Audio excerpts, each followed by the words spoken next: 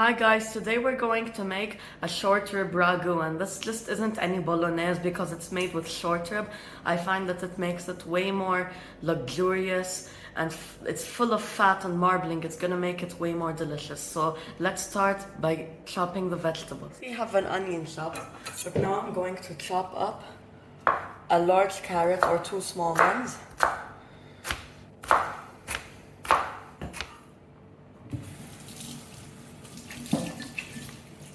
And celery.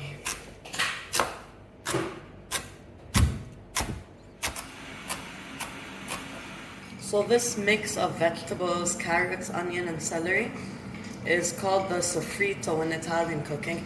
You might know it as a mirepoix, which is what it's called in French cooking.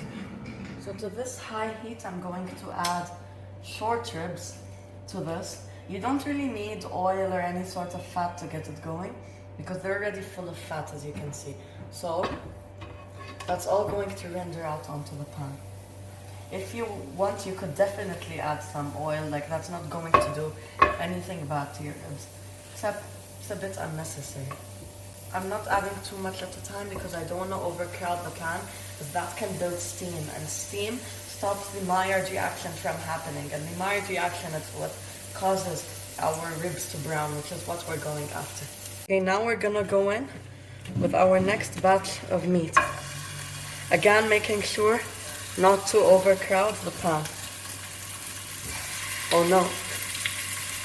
Okay, these are seared on each side too, so we're also gonna transfer them to the bowl. We're gonna add them into the sauce later on. So you see how we've developed a delicious fond? These bits which you get, the brown bits which you get from when searing beef is referred to as fond in French cooking. So make sure to not waste that and scrape it off. As you can see, I've switched to my Dutch oven. So I'm going to add all that oil, which is also full of flavor, and making sure to scrape off all the fond from the pan. This oil alone isn't enough. This is Italian food, so we're going to put in some extra virgin olive oil. Be generous here, you want a lot. To our hot oil, we're going to add our lovely sofrito, onion, celery, and carrot. Now, garlic isn't traditional actually in Italian dishes. Yeah, imagine. But if you're a garlic lover like me, you can definitely add in as much as you want. Stir that up really well and let the flavors deepen and develop. Stir that, we're gonna add tomato paste. A lot of Italians don't use tomato paste, but the flavor of caramelized tomato paste, you can't really find it anywhere else. So if you're gonna add it, please add it at this stage so that it caramelizes. Tomato paste is super concentrated. Also, I used 1 jar, by the way. It's super concentrated, so it's full of sugar and will burn quickly. So please make sure that you don't put it on high heat for too long, so that it doesn't burn and stays caramelized and beautiful. You don't want to ruin the whole dish by burning the tomato paste. Now you need a liquid to deglaze the pot. So we're going to use some red vinegar. This is traditionally done with red wine, but you can even use water or beef stock for this. I'm just using red vinegar, obviously not the same amount as if you were to use red wine. I'm just adding a couple of tablespoons here.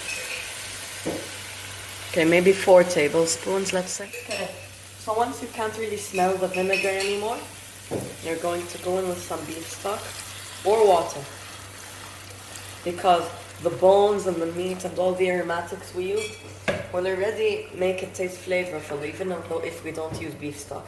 But if you're really looking for that intense flavor that you get in brown sauce, let's say, then I would recommend using beef stock, especially homemade beef stock.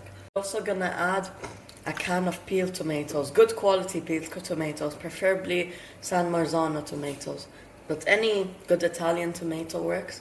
Also add some passata, or you could use crushed tomatoes too. Now we're going to add thyme and rosemary, obviously fresh. Usually you would tie this up in a bouquet garni or a sachet, but I don't have I don't have a cheesecloth or a muslin cloth or anything like that, so I'll just add them in whole. Next, you're going to add basil. I'm also gonna add in bay leaves. Okay, now I'm also going to add back all the meat that we seared. Next step is that you're going to realize that your pot is too small and switch it to another. So here you have two options. Either let it braise on the stovetop or into the oven, which is what I'm gonna do. I covered it with foil and placed it in the oven. Make sure to cover it if you place it. Wish I removed the membrane though.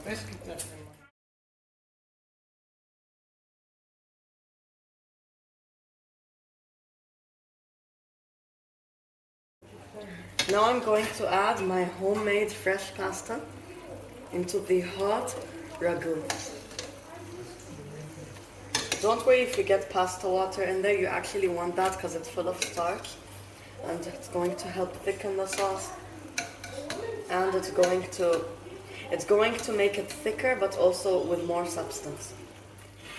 Now we're gonna bring this all together with a sprinkle of Parmigiano Reggiano.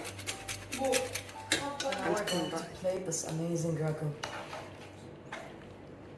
Pappardelle is kind of hard to twirl, so we're going to put that directly on the plate. Just a big mound of this pappardelle. That's a lot. And now we're gonna top this up with some finely chiffonaded basil and also some shredded Parmigiano Reggiano.